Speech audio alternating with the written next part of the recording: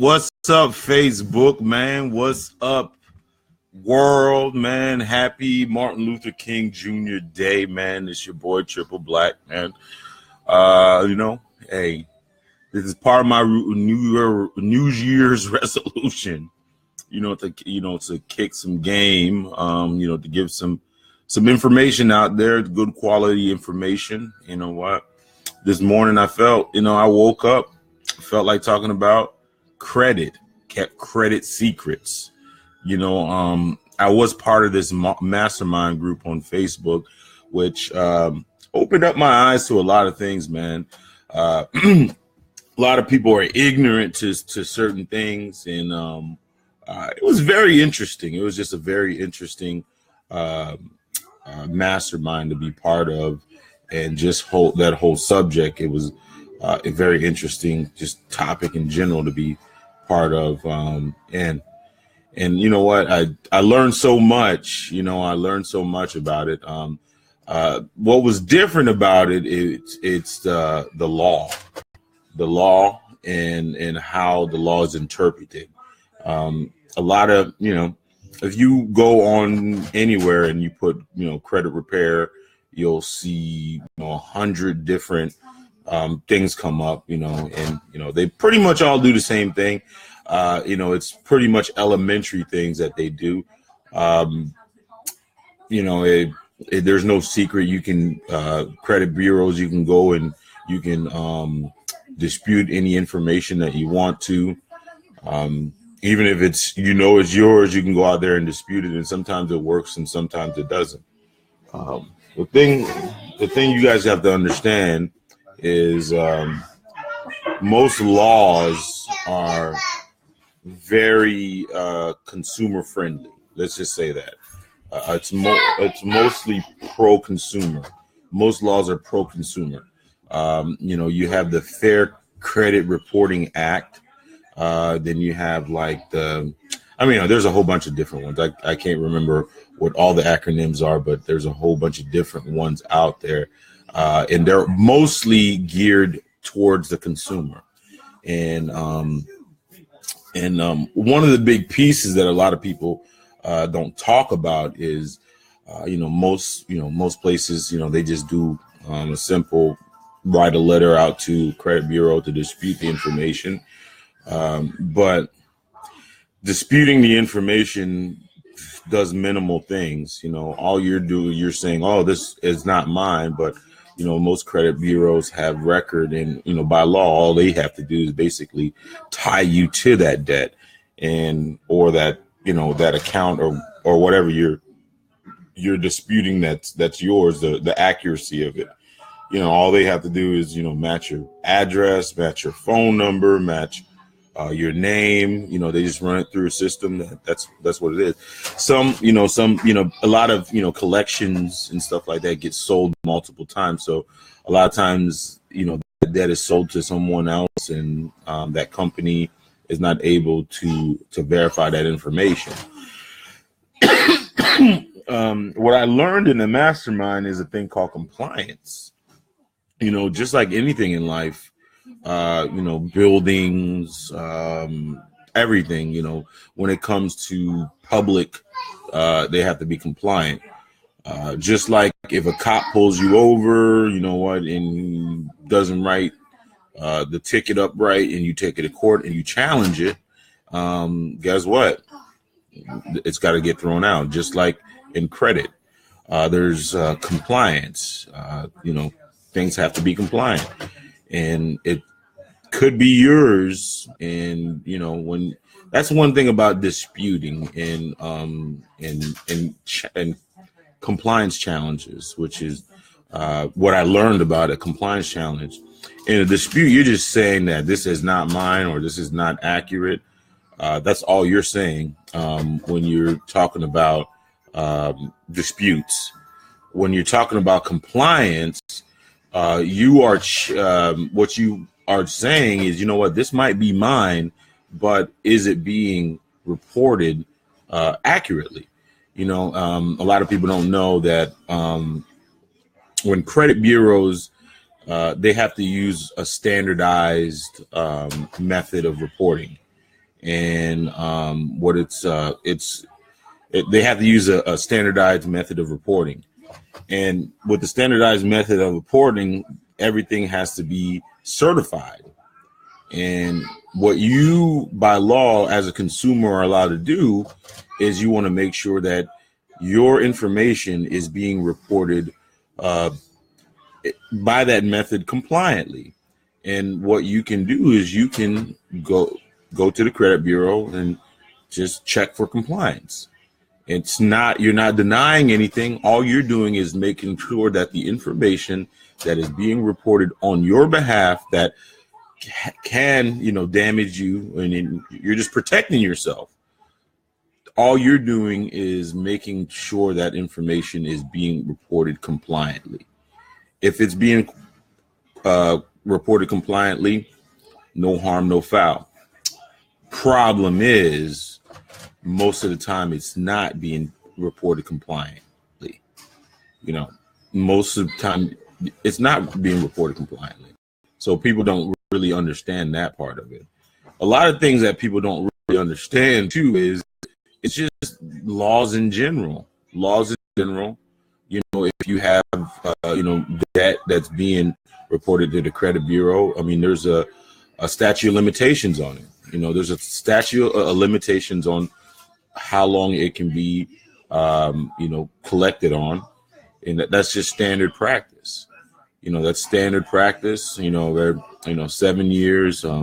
Medical collections, there's a lot of things with that is just standard practice that people already know about. It's just standard practice. Like, there's laws that protects information that's being shared of your personal information, your medical history. So, there's a lot of times, these collection agencies, it goes unchecked. So they never, nobody challenges it. So it just goes unchecked. And a lot of stuff opened my eyes. Man, my eyes were so open. I was like, really? You serious? You're protected this way? You're protected that way? You're protected this way? Now, don't get me wrong. There's a lot of work, especially when you go into compliance route. It's not that easy. It's not that easy. What I can do is, if you drop your information, I can point you in the right direction on how to get that. I believe in the whole philosophy. If you give a man a fish, he eats for a day. But if you teach the man how to fish, he feeds himself for the rest of his life. And there's a lot of resources and tools that I can show you that who knows, you might turn that into a business because it's out there. The information is out there. A lot of people don't know when you say compliance, it invokes some type of like audit or something like that. No, it's a compliance check. It's like a compliance check. Like say if you have a building, right? And the building inspector comes into the building and he checks to make sure that the building is up to code. If the building is not up to code, then it has to be fixed, and just like in credit, when you ask for a compliance check, and if the alleged, account creditor or whatever is not being reported compliantly, guess what? It has to be fixed. Most of the time to fix that, because, that stuff has a negative effect on you, is to eradicate it. And you're not lying, you're not being unethical or anything like that. All you're doing is asking the credit bureau to do what they're required to do by law. It's not nothing, no underhanded practice. You got a lot of these different credit reporting credit repair business agencies out there, that are outright being unethical. They're asking their clients to lie about stuff. You know what? When you're challenging compliance, you're not lying about anything. You're just asking what you're entitled to by law. Unfortunately, man, a lot of stuff doesn't get reported correctly. You know, you have a lot of vultures out there. You have a lot of debtors that come out there that just buy a bunch of junk. I mean, if you know that whole game too, which is crazy. Like you have these, like for instance, if you owe a credit card, right? And let's just say you charge the credit card off as bad debt. The credit card company then takes that bad debt and they write it off. You know, they get a tax write-off. You know, they get millions of dollars. I mean, credit card companies write off billions every year for that, right? So they take that commercial, what is called commercial paper, and they sell it like in packages in the open market. People buy that debt. Like let's say you owe $10,000. I'm just using a round number. A junk debt agency will go out there and buy that $10,000 debt maybe for pennies on the dollar, $100, right? $100. I'm just using really whole numbers, and you know how ridiculous it is. So they'll buy, these debt agencies will buy like, let's just say a couple $100,000 portfolio worth of debt that's probably worth millions. If you think about it, they buy it for 100,000. If they can get the people that owe, let's just say if they can get them to pay 50%, let's just say 30% of it, right? That's 300,000. That's a $200,000 come up they just made off of that. You wonder why it's a very profitable business. The thing is most of the consumers that they are going after don't know what their rights are. They don't know what their rights are. A lot of these debts are sold time and time again, and they're not being reported compliantly. So that's why they're able they're able to prey on ignorance. They're able to prey on ignorance, medical debt, all that stuff right there. They call you up and they scare the crap out of you. There's a lot of debt out there that you want to take really serious, like the IRS and things like that. But a lot of the collection agencies and stuff like that, man, they're full of it, man. And if they threaten you by saying, "Oh, it's going to stay on your credit," but a lot of time when it goes on your credit already, the damage is already done. The damage that could be done is already done. So there's really no point. There's really no point on that. But the compliance check is it's a very powerful tool. It's definitely a very powerful tool because you're holding the people that are reporting critical information on you to a higher standard, and you're also holding them accountable for that sensitive information. Because if you think about it, they have a lot of power. If they're reporting things that are inaccurate, it affects you. It could affect where you live at. It could affect what you drive. It could affect a whole bunch of things. So that's why the government holds these debtors and these credit reporting agencies to such a high standard. Problem is most consumers don't hold them to a higher standard. They just kind of rely on the information that they give to them. And you got to understand that industry is a very profitable industry because they're selling your information. And they want to sell the bad information. They want to keep your information bad, that way, because you're paying higher interest rates on everything. It's a very profitable scheme. It's a very profitable scheme. And the people that do have impeccable credit and things like that our people are relentless. They're always checking it. They're always making sure that they're holding the credit reporting agencies to a higher standard. They're always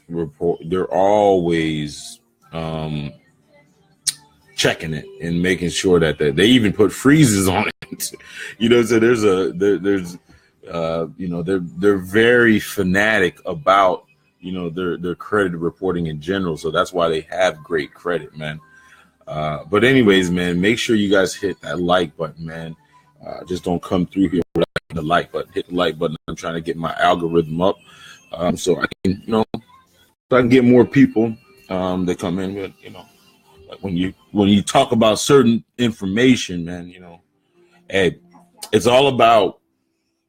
I used to get hung up on how many views you get on here. It's all about quality, not the quantity, man. Because there's a whole bunch of people out there, talking some bullshit, straight up bull, and not even, just straight up ignorant bullshit. And a lot of people, they'll have 2,000-3,000 people, on their live. You know what I'm saying? Like just bullshit. I really, but when you have that many people on there, they're looking for that gossipy, tabloid bullshit, that ratchet ass shit. Don't really mean nothing, but if you do lives and you're giving some good information and you have a few people go on there and look and comment and all, that makes it worthwhile, because that information is really valuable. The ratchet bullshit, it's ratchet bullshit. There's no, it's not timeless. It's not timeless. You don't really build relationships from that. It's just a lot of people like to see a train crash, or a train wreck. They want to see a train wreck, and that's fucked up. How we are as a society. We like to see that ratchetness, but soon as you put in like topics that are, I guess, relevant to your life, people really don't want to take a look at it. Credit is relevant to a lot of people's lives, because if you look at it, the house that you're in, the car that you're in, your education is built on credit, man. This nation is probably built on credit. It was built on credit. Everything that everything around you is credit. You know what I'm saying? It's nothing but credit. So it's really important to understand your own credit,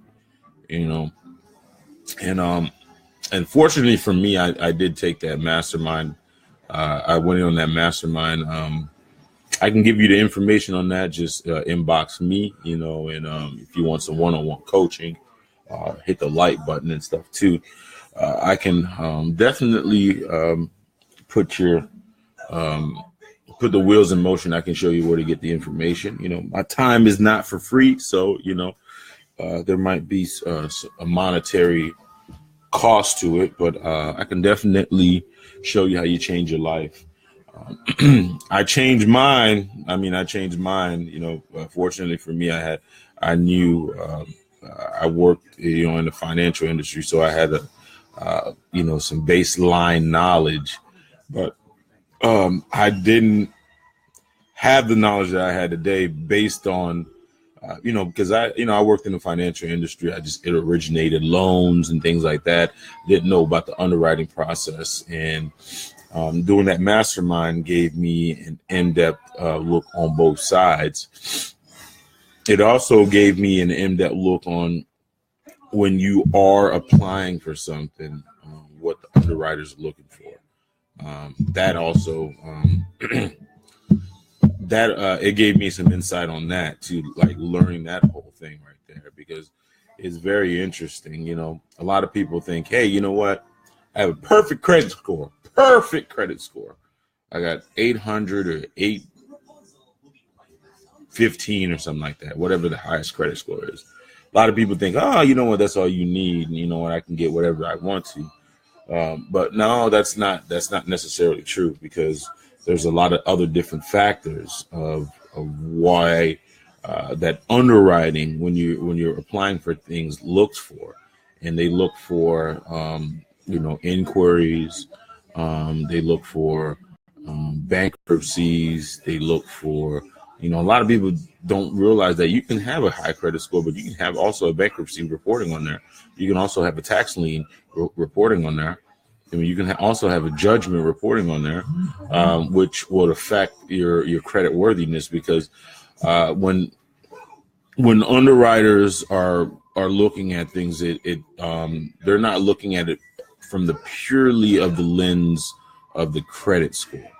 And that's one of the big misconceptions that people have. They just think it's just a credit score. That's all you need. No, there's several different factors that pays it. So that's why you can have a situation where you have a person with a 650 credit score get approved versus a person with a 700 credit score get approved. It's all about the other things that are in the picture that you also got to think about too. It's not just that. There's a lot of different things that you have to look into, and that's one of the big misconceptions that a lot of people have. It's not just purely credit score, because if you have a 800 credit score but I have 1,000 inquiries, I'm just using 1,000, but let's just say a whole bunch of inquiries.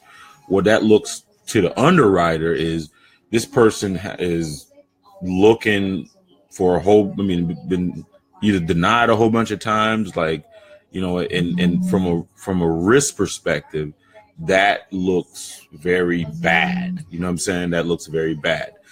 Or another situation where, how you have a person that moves around a lot, that has 1,000 different addresses. When you are applying for something, I don't care what your credit score is, if they see that on your profile, you've moved to 10 different houses in the last year, that to the underwriter looks like a person that is, I guess, unstable. Do you really want to approve a loan for a person that's moved 10 times? That shows probably a pattern of being unstable. So that's another portion of that. So a lot of people just, get that whole thing. I'll be looking at those. I go on my Credit Karma, and it says this, and I got to trust that. That's another thing, man. All these, you got to understand the credit game. It's a big, big, big, big industry, and they're selling information. They're selling the piece of the pie, man. You can, you ever wondered why you can go on Credit Karma and get your info? You can get the Equifax and you can get the TransUnion, and you can go right to freecreditreport.com and get the Experian one. But you have all these different companies trying to sell you this information. Oh, you pay $1, get your credit report, or you pay this much and get your credit report. Most of the time, that's not a true credit report. That's an estimation. That's an estimation based on the information that you have public. That's what they can estimate your credit score to be. In order to get a true credit score, you actually have to apply for something. And you also have to understand that different, depending on what you apply for, they use a different credit score. Some people use a FICO score, and then they used to use a Beacon score. I don't know if they use the Beacon score anymore, but there's different FICO scores out there. There's FICO score for mortgages. There's FICO score for credit cards. There's FICO scores. The game is twisted, but one of the things that it's good to understand is the whole compliance piece of it. The compliance piece of it, what you need to know as a consumer, how to protect yourself, how to, suppress information when needed. when what to do if there is inaccurate information that's being reported, what to do if incomplete stuff is being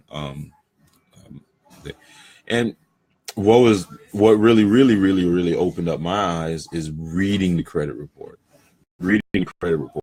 There's and the thing is like I said, when it comes to compliance and challenging and stuff like that, a lot of this stuff goes unchecked unless you take the time and go on your own credit report and stuff like that and look at it and analyze it. A lot of times you'll see things that don't make any damn sense. And if it doesn't make any sense, is your right as a consumer to challenge it. You know what? To challenge it. You know what? You can have things, that's been paid, that for a fact has been paid, still reporting as a negative item.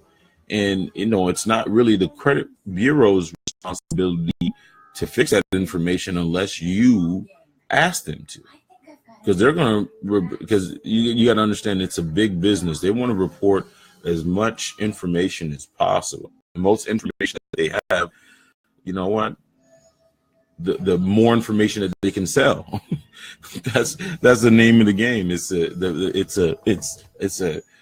huge business. It's a huge business. So that's why they're not going to report the accurate information unless you challenge it. And oh man, been going on for about 25 minutes, but anyways, man, just in 2018, man, make sure you guys take control of this, man. Take control of this because, like I said, it pretty much affects everything in your life. And having that in order, or knowing how the whole process, behind that it's a valuable tool. Is a valuable tool that you can teach to yourself, and you also can teach to your children. And I think, especially in my community growing up, that's one of the things that that I wish, back that my father, and my mother could have gave me this type of education. Got to understand that people that are wealthy, they have, this is elementary stuff to them. You know what? Very few times I've where the line of work that I'm in, people come into it very ignorant of their credit.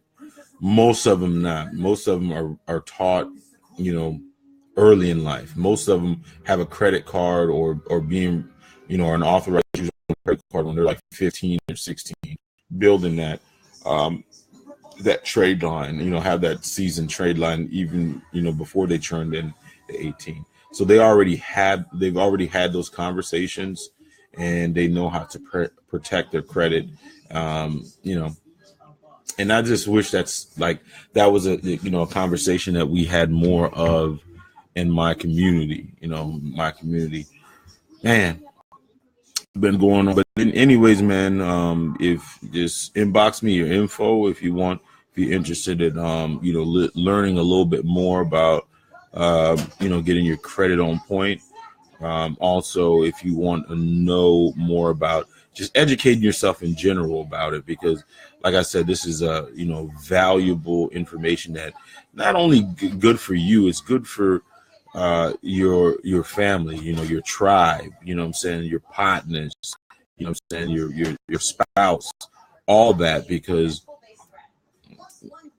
hey, you, like to say, the house that you live on is probably going to be built on credit. The car that you drive is going to be built on credit. The clothes that you probably is built on credit. Everything pretty much is built on credit right now. And especially we have a paperless society, and everything pretty much is electronic. Your information is electronic. Everything is, very rarely are things put on paper anymore because everything is electronic. So this type of world, the more information. I mean, this is just an information age that we have. All the information that I'm talking to you, you can probably go and find it on the web somewhere. You know, it's there. It's there. I'm not, you know, giving you anything that you couldn't find yourself.